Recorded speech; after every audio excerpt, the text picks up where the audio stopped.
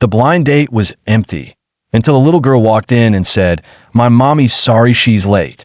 Ryan sat alone at the corner table of the quiet restaurant, the flickering candle casting soft shadows across his face. He had been there for nearly 40 minutes, checking his watch every few minutes and pretending to look busy on his phone.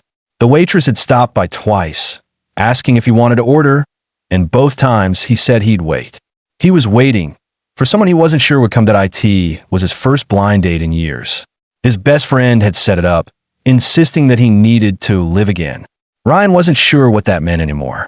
After losing his wife 3 years ago, he had thrown himself into work, trying to fill the silence that came with an empty house. But tonight, sitting there with 2 glasses of untouched water, he felt the silence creeping in again. Just as he started to gather his things, ready to leave before the embarrassment deepened, a soft voice broke through the hum of the restaurant.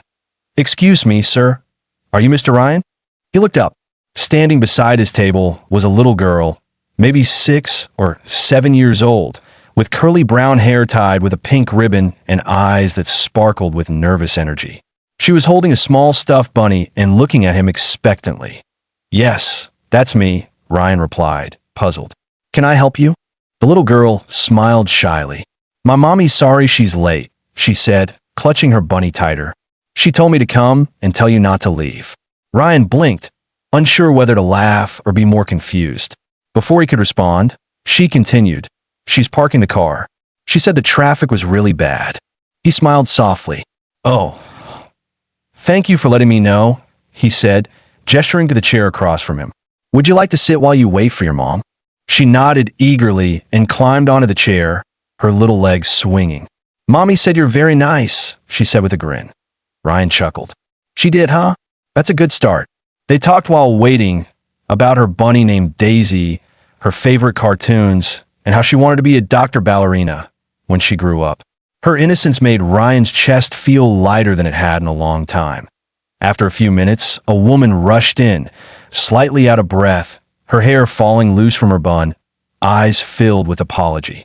She was beautiful, not in the polished, perfect way, but in the warm, real way that drew people in. "I am so sorry," she said, her voice soft but flustered. "Traffic was a nightmare, and I couldn't find parking anywhere. I hope—" "Oh no, Lily. You didn't bother him, did you?" The little girl shook her head vigorously. "No, Mommy. We were talking about bunnies and dancing." Ryan stood, smiling gently. "Not a bother at all," he said. "Actually, she's great company." The woman blushed slightly as she sat down. "I'm Emma," she said, extending her hand. "And thank you for not leaving." "Ryan," he said, shaking her hand. "And I'm glad I didn't." Dinner flowed more easily than either of them expected. They laughed, shared stories, and even Lily joined in, occasionally adding her own commentary between bites of mac and cheese. Ryan found himself smiling, genuinely, for the first time in years. Emma had a warmth that made him feel at ease, and every time she looked at Lily, her eyes softened with a love that spoke volumes. As dessert arrived, Ryan couldn't help but ask, "So, how does a little girl end up being the messenger for her mom's blind date?" Emma laughed, embarrassed. "Oh, it's a long story.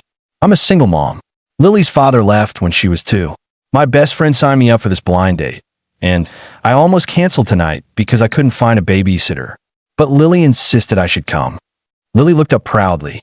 "I told Mommy she deserves to smile again," she said. Ryan felt something twist in his chest. He glanced at Emma, whose eyes were glistening just a bit. "She's a smart girl," he said softly. "And she's right." Weeks turned into months, and that single evening became the beginning of something beautiful. Ryan and Emma started meeting often, sometimes with Lily, sometimes without. Ryan found himself drawn not only to Emma's kindness, but to the way she fought through life's challenges with quiet strength. Lily adored him.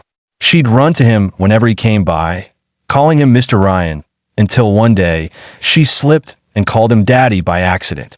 The room had gone silent, and Emma's cheeks had turned red, but Ryan had only smiled and hugged the little girl. In that moment, he realized that something inside him had healed. Emma, too, found herself letting go of the fear she had carried for so long. She had built walls around her heart, afraid to trust, afraid to love again. But Ryan's patience, his warmth, and his unwavering kindness slowly dismantled those walls. One spring evening, they went back to that same restaurant, the one where it had all begun. The same table, the same flickering candlelight. Only this time, Ryan wasn't waiting alone. He knelt beside Lily and handed her a small box.